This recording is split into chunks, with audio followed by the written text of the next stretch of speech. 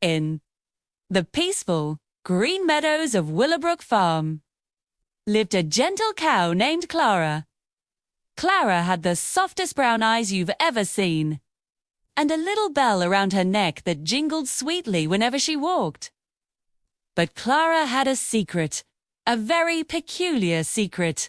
She was absolutely, completely terrified of frogs. No one knew why. Reevy. It was their sudden, unpredictable hops, or maybe it was the way they croaked like old rusty doors. Whatever the reason, the moment Clara saw a frog, she would freeze solid, let out a panicked moo, and gallop away as fast as her hooves could carry her. The other animals on the farm just couldn't understand it. Purse. The pig would snort and say, "They're just tiny green blobs." Clara, Bella the bird, would chirp from a branch, "But they sing at night. I think it's lovely." Even Farmer Joe would scratch his head in confusion. "Clara, my dear," he'd say gently, "you're 10 times their size." But nothing helped. Clara's fear was as big as she was. One rainy afternoon, as grey clouds drizzled over the fields, Clara was grazing near the pond. The air was fresh and smelled of wet earth. Suddenly, plop! A tiny frog leaped onto a big round lily pad right in front of her nose. Clara gasped. She stumbled backward, her hooves slipping in the wet grass, and landed with a loud splat right in a muddy puddle. Schlichter, covered in mud and feeling rather silly. The frog just blinked its big golden eyes and then let out a cheerful ribbit. Clara whimpered, her heart thumping in her chest. "Please, please don't hop again," she whispered, closing her eyes tight. But the frog didn't hop.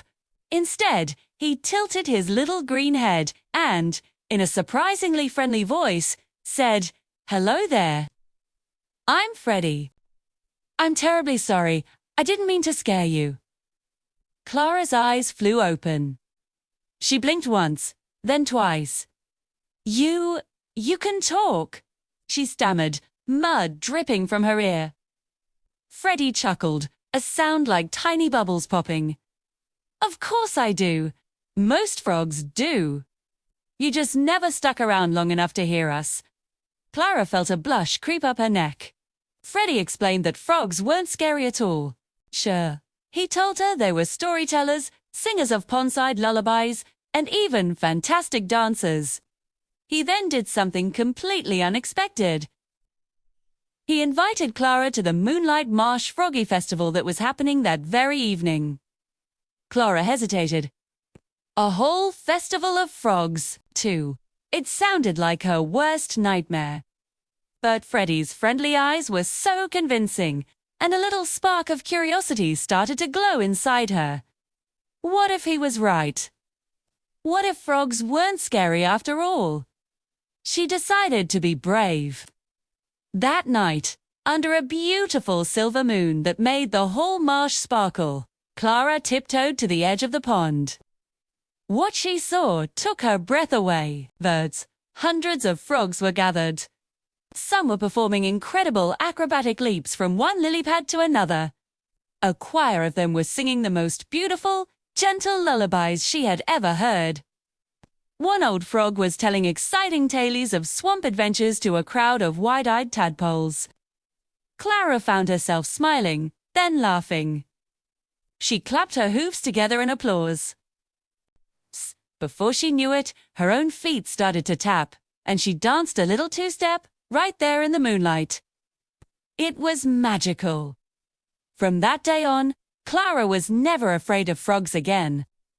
She became the honorary guest at every single Froggy Festival, and Freddie the Frog became her very best friend. They would spend hours together by the pond, sharing stories and watching the sunset.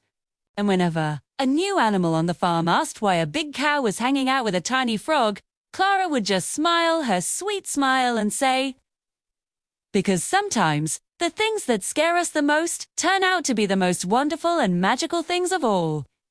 Thanks so much for listening to our story today. We hope it brought a little bit of magic to your day. view. Enjoyed it? Don't forget to like this video and subscribe for more heartwarming tailies. We'll see you next time. Bye for now.